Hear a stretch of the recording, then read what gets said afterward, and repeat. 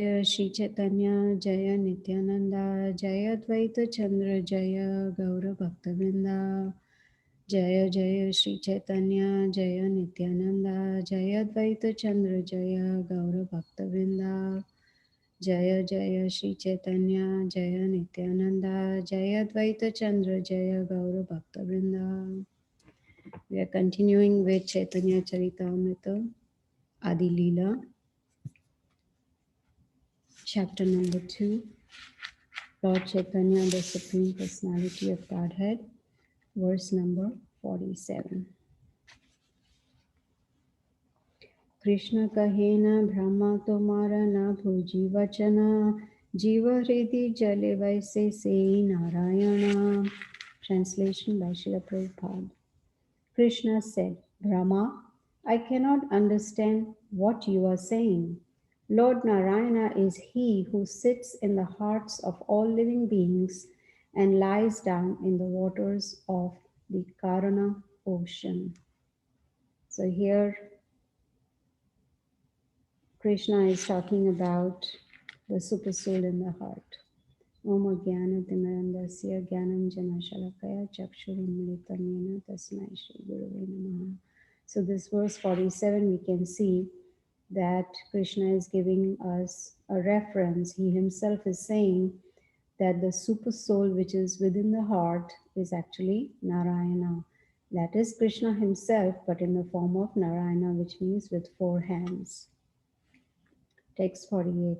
Brahma kahe jali jive ye Narayana se sabato maramsha e satyavachana. Translation. Brahma replied, what I have said is true. The same Lord Narayana who lives on the waters and in the hearts of all living beings is but a plenary portion of you. So we see another reference. Now Lord Brahma is saying that Krishna, you yourself are the source of Lord Narayana. Verse 49. Karanabdhi garbhodhaka kshirodhaka shai maya dware shrishtikare tate sabamai. Translation. The Karana Dakshai, Garbhodakshai, and Kshirodakshai forms of Narayana all create in cooperation with the material energy. In this way, they are attached to Maya. So we see another reference about the 3 Vishnus that are the portions, plenary portions of Lord Krishna. We've already learned about this in Srimad Bhagavatam. Text 50. Seitina Jalashai Sarva Antaryami Brahmanda Vrindera Atma Ye Purushanami. Translation. These 3 Vishnus lying in the water are the super soul of everything. The super soul of all the universes is known as the first Purusha. One more reference for these 3 Vishnus. Text 51. Hiranyagarbhera Atma Garbhodakashai Vyashti Jiva Antaryami Shirodakashai. Translation. Garbhodakshai Vishnu is the supersoul of the aggregate of living entities, and Kshirodakshai Vishnu is the supersoul of each individual living being. Text number 52. Esa Bharad Darshane te ache maya gandha turiya krishnera nahi maya rasambandha. Translation and purport by Srila Prabhupada. Superficially, we see that these Purushas have a relationship with Maya, but above them in the 4th dimension is Lord Krishna, who has no contact with the material energy. Purport.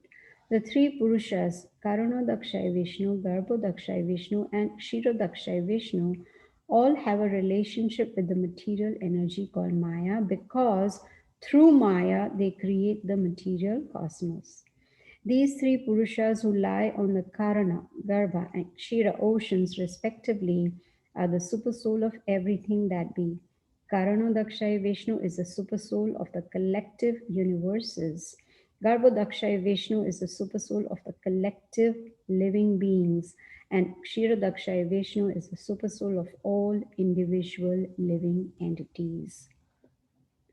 Because all of them are somehow attracted to the affairs of the material energy, they can be said to have some affection for Maya. But the transcendental position of Sri Krishna himself is not even slightly tinged by Maya. His transcendental state is called Turiya, or the fourth dimensional stage. So we can see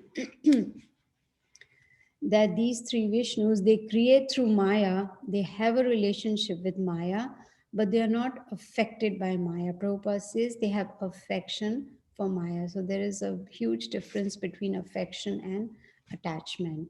So in the purpose, Srila Prabhupada explains that Mahavishnu, who's also known as Karanodakshay Vishnu, he's a supersoul of the collective universes.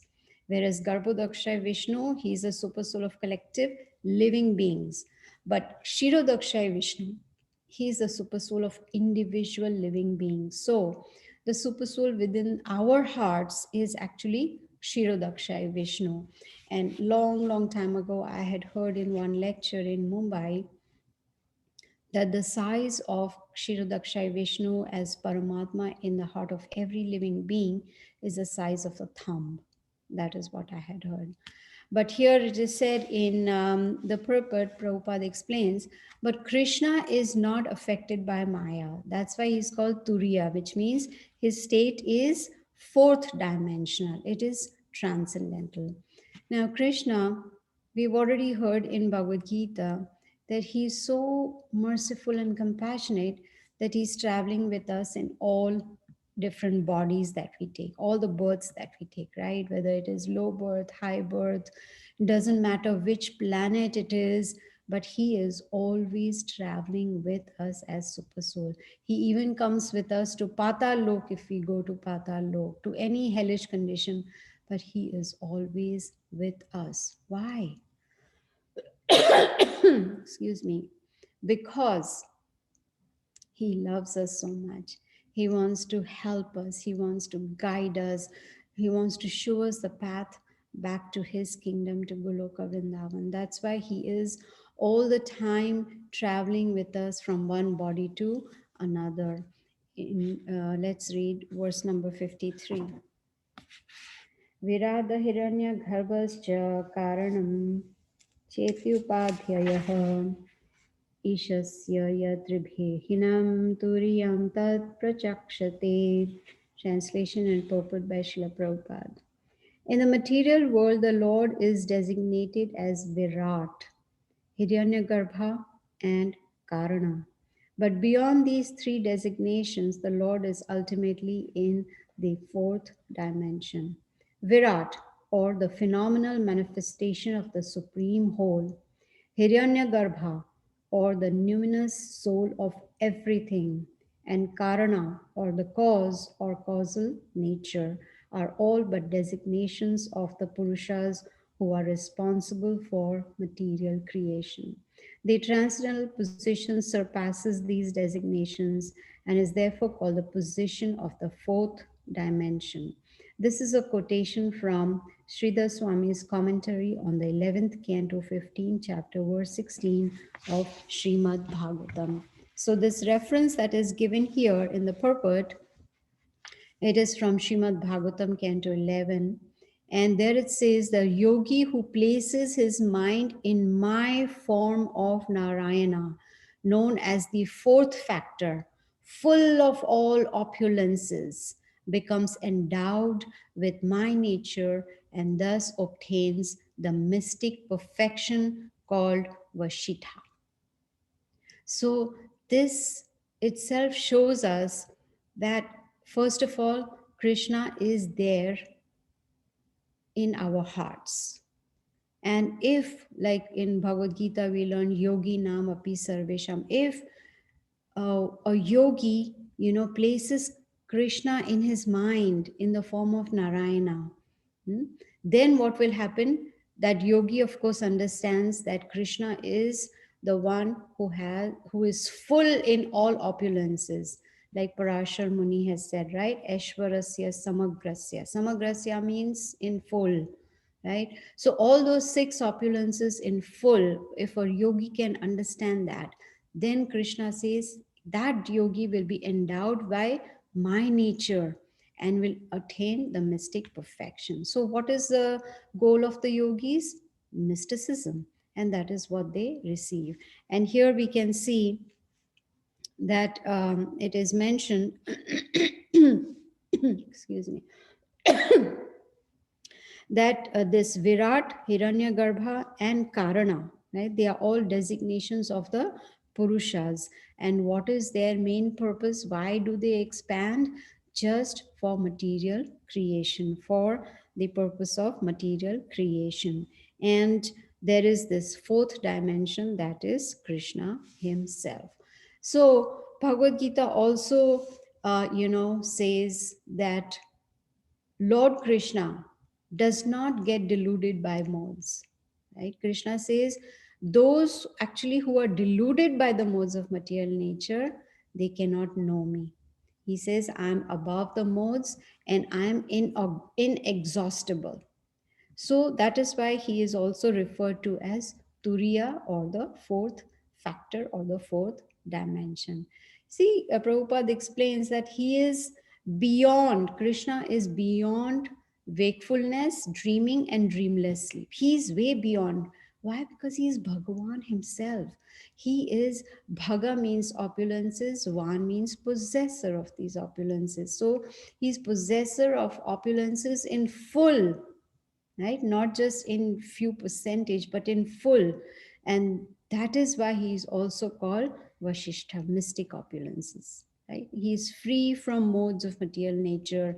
And for us to transcend the modes, we need the mercy of the Supreme Lord to reach that platform where we become qualified to go back to the spiritual world. So here we can see a few verses where it has been explained about these three Vishnus, and how they are responsible for material creation. Verse number 54.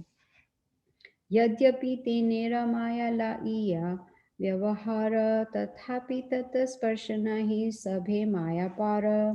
Translation. Although these three features of the Lord deal directly with the material energy, none of them are touched by it. They are all beyond illusion. See, not affected by Maya. Yes, they do have, connection with Maya because they are creating all these three Vishnus, but they are above illusion. They are above Maya. Maya cannot touch them. Text number 55. Etad ishanam ishasya prakritisto api tad guneha na yujyate sadatma sthair yatha buddhistad ashraya. Translation and purport by Srila Prabhupada. This is the opulence of the Lord. Although situated in the material nature, he is never affected by the modes of nature. Similarly, those who have surrendered to him and fixed their intelligence upon him are not influenced by the modes of nature. Sorry about that. I'm in a class. Let me call you back. This is the opulence of the Lord. Although situated in the material nature, he is never affected by the modes of nature. Similarly, those who have surrendered to him and fixed their intelligence upon him are not influenced by the modes of nature. Purport. This text is from Srimad Bhagavatam, Canto 1, Chapter 11, verse 38. Those who have taken shelter of the lotus feet of the personality of Godhead do not identify with the material world, even while living in it.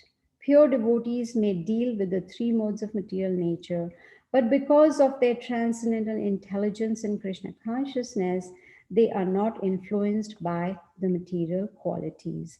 The spell of material activities does not attract such devotees. Therefore, the Supreme Lord and his devotees acting under him are always free from material contamination. What an important verse. So here we can see that in there is a reference given about first canto, chapter 11, verse number 38, right? So this is the divinity of the Supreme Personality of Godhead, right? He's in contact with the modes of material nature, but does not get affected by them. And here Prabhupada says, so the surrendered devotees, they do not get influenced by material qualities. They get Krishnaized, just like when you put the iron in fire, the iron rod after some time gets the qualities of fire. If we touch it, it's going to burn, and it also gives heat. So similarly, when we engage ourselves in Krishna's activities, then our body gets Krishnaized, right? Krishna is the Supreme Personality of Godhead, and he's also called Nirguna, which means he doesn't have any material, he's not affected by material modes of nature. He's Nirguna. He is the supreme transcendental person. And we have already learned this in the Bhagavad Gita, right? Krishna, for instance, killed so many demons. Every day he would kill so many demons. I heard in one lecture that after breakfast, after or before breakfast, after or before lunch, and after before dinner, he would kill demons, right? He was in touch with those demons who were acting under the different modes of material nature. He was in direct contact with modes at that time, but he never got affected by those modes, even though he was in touch with those who were in the modes of material nature. And he is, even though, why does that happen? Even though he's in touch with modes and doesn't get affected, because he's the source of those, right? And still he's above such qualities. So that is why Krishna is called Yogeshwara. He's a master of mystic power. He's all powerful. Even his devotees do not get affected by modes, provided they have surrendered unto him, provided the devotees follow the instructions of Bhagavad Gita on how to transcend these three modes of material nature. Now take for instance the six Goswamis, right? They came from aristocratic families, such rich families, right? But they lived like mendicants in Vrindavan, like with hardly maybe just two pairs of clothes and no possessions, nothing at all. They adopted that mendicant life, in Vrindavan. They appeared to be in wretched condition. If someone looked at them, they say, oh, such poor people. But they were from very rich families, right? They were not only from rich families, but they were the richest even in spiritual values, right? They taught by example. They taught us Bhakti Yoga. They set an example with their own lives. They wrote so many books to guide us how to become fully Krishna conscious, right? So what do we learn from this? That the external look is not important at all. It does not matter. What matters is how is the consciousness, right? They were Mahabhagavats, first class devotees, right? They were not contaminated by honor, or if someone insulted them, or hunger, nothing bothered them at all. But we, living in this material world, we get contaminated by anger, and why that one did not give me honor, I deserve that honor. Why did that one insult me? Why did that one talk to me like that? So we think ourselves to be very great, that I am so great. How dare anyone insult me? How dare one does not follow what I want them to follow? How dare they do not meet my expectations? No. These six Goswamis and pure devotees, they don't get contaminated by all that, right? If we are still getting contaminated by all these things, that means we are still operating in the three modes of material nature. There is no point in blaming others that, oh, because of you this happened, or because of you that. No, we cannot blame anyone. If you remember, I have talked about this story many times, is when uh, a wife, you know, goes to the doctor because is suffering from some ailment, and the doctor gives three different medicines.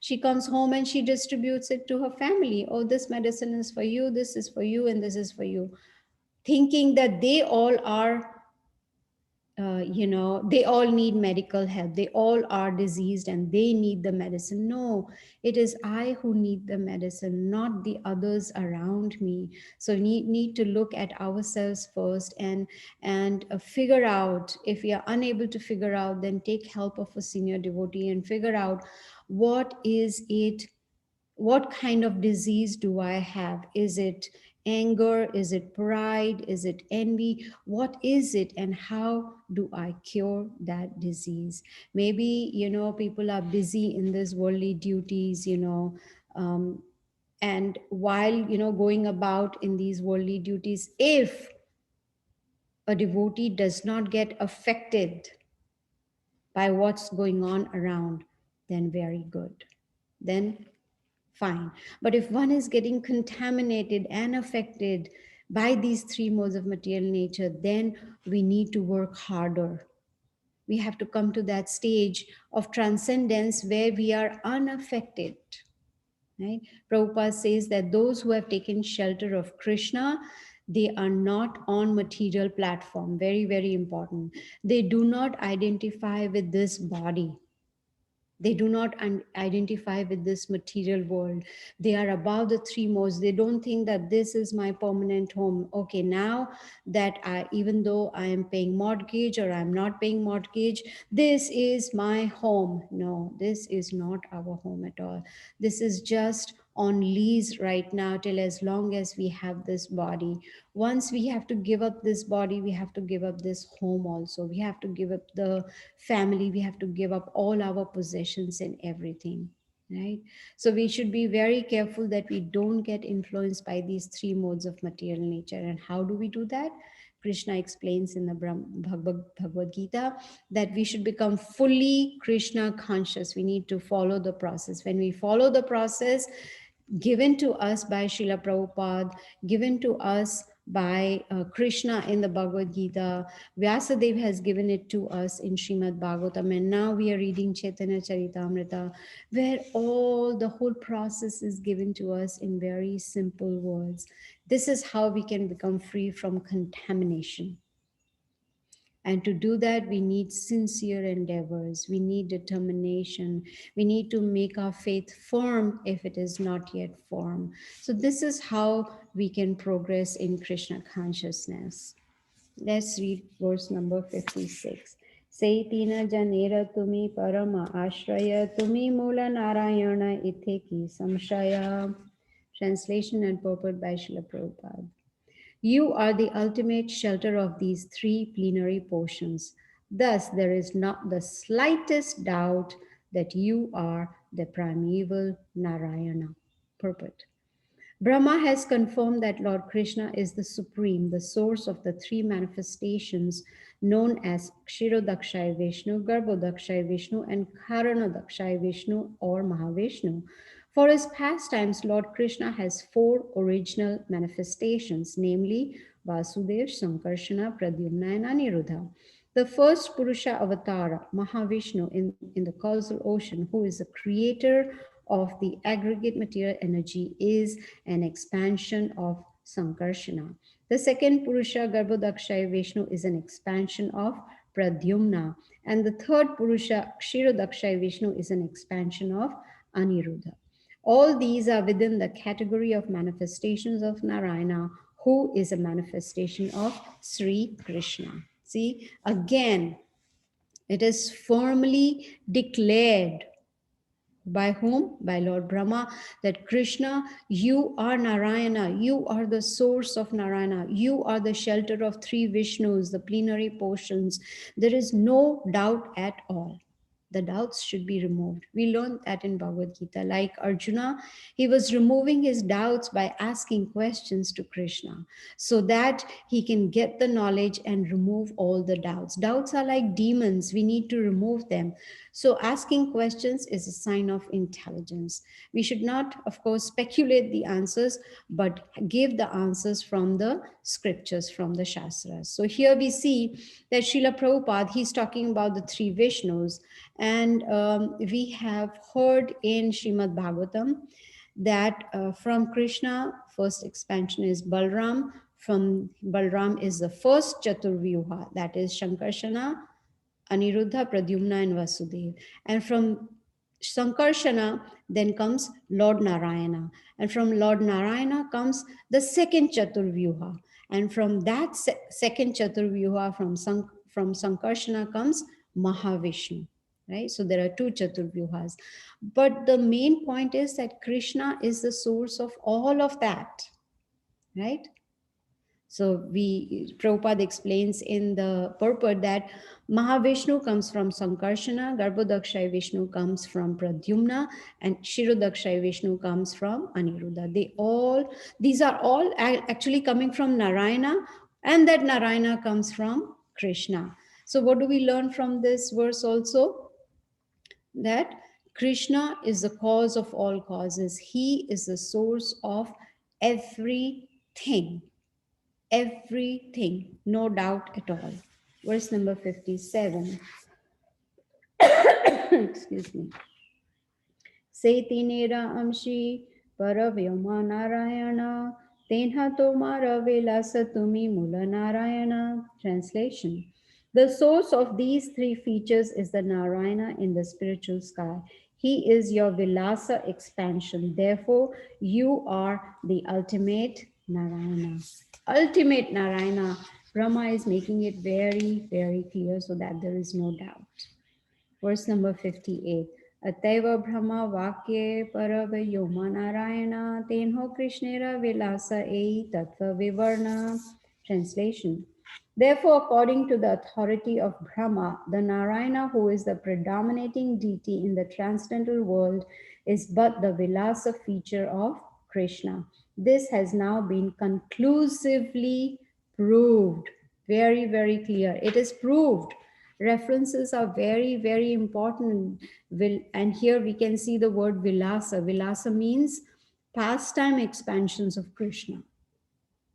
So the other one is Swamsa, which means the personal expansions of Krishna. Verse number 59.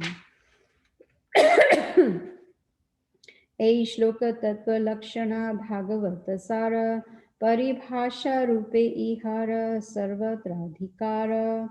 Translation. The truth indicated in this verse, text 30, is the essence of Srimad Bhagavatam. This conclusion through synonyms applies everywhere. Let me read text number 30, the reference given here for text number 30. O Lord of Lords, you are the seer of all creation. You are indeed everyone's dearest life. Are you not therefore my father Narayana? Narayana refers to one whose abode is in the water born from Nara Garbhodakshay Vishnu, and that Narayana is your plenary portion. All your plenary portions are transcendental. They are absolute and are not creations of Maya. See? This is the essence of Srimad Bhagavatam. That is what this verse is talking about, and the purport Srila Prabhupada is saying. There's no difference between Krishna and Narayana, right? So we can understand again that one more reference, after giving so many references, there's one more reference that Krishna is the source. Krishna is the cause of all causes, right? Now here it's in text number 30, he was talking about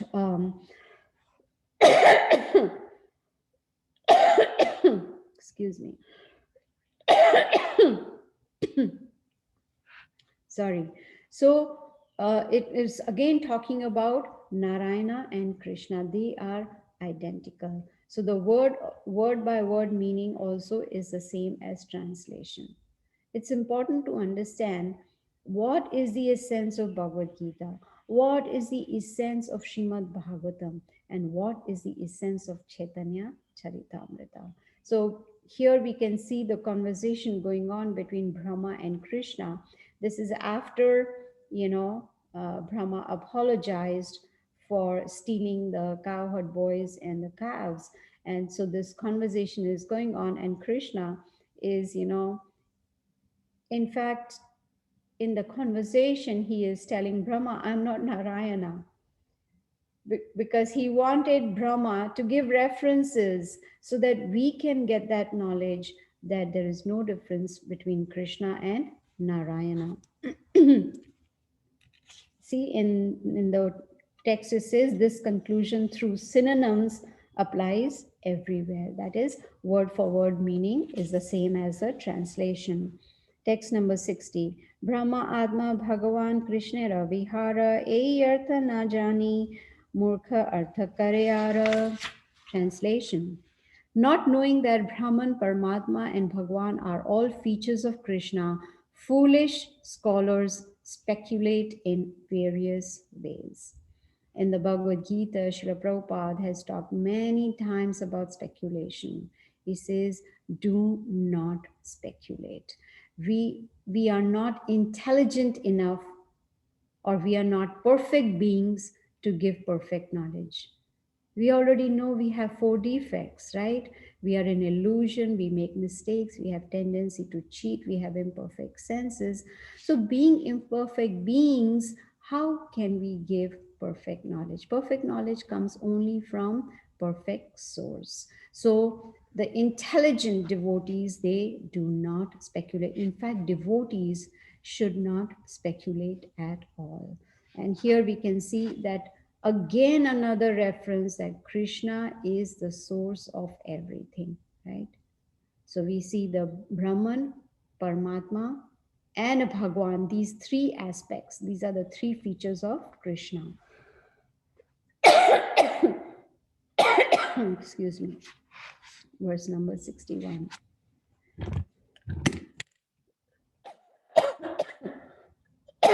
I'm sorry.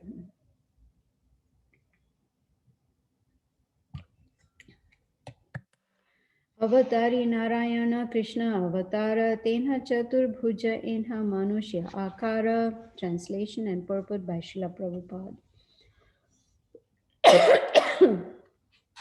Because Narayana has four hands, whereas Krishna looks just like a man, they say that Narayana is the original God, whereas Krishna is but an incarnation. Purport.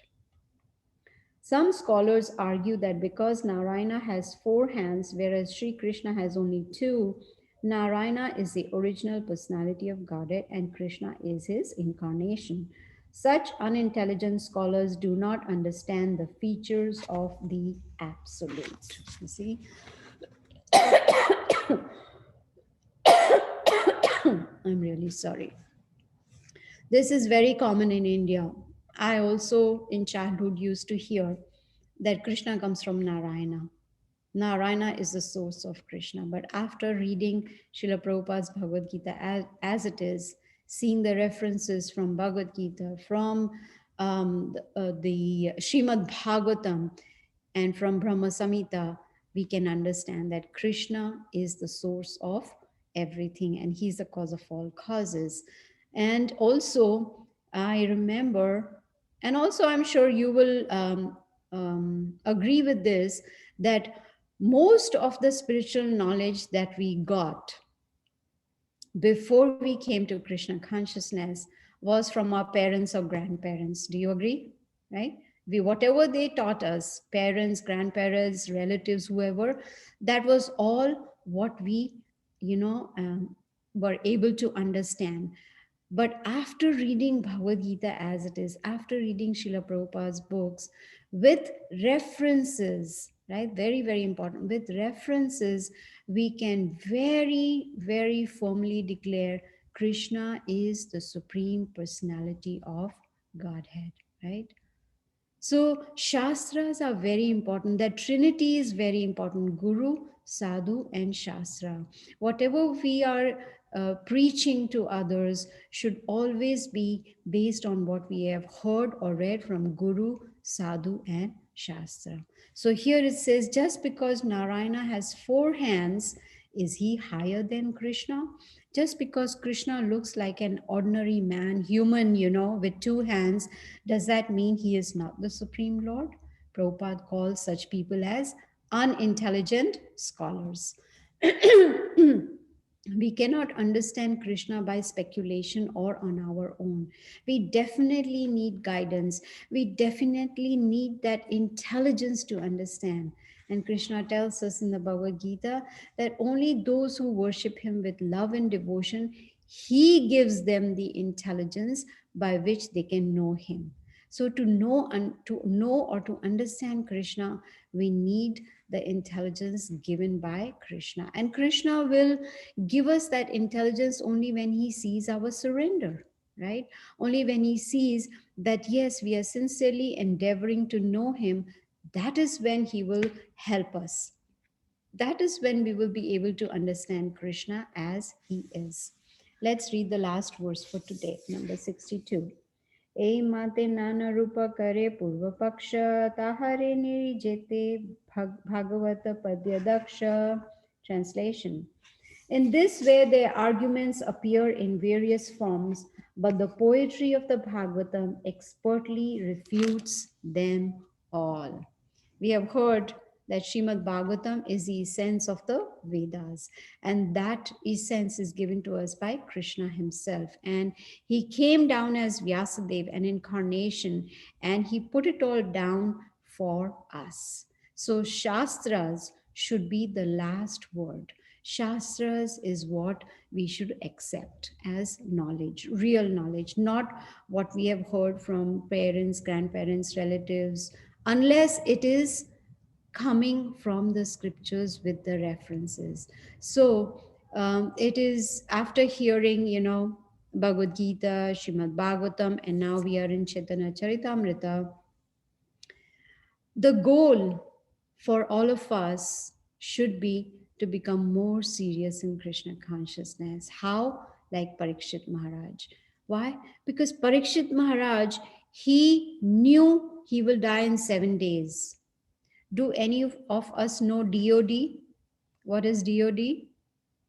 Date of death. Like we have DOB, date of birth. Like that DOD. Do any of us have that DOD? We do not have the date of death at all. We don't know when we are going to die. The heart can fail at any moment, right? So we need to make strong plans to become fully Krishna conscious.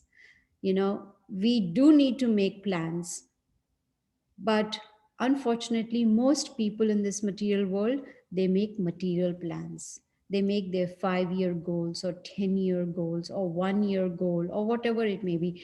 They're all material plans, and material plans, can come to an end anytime.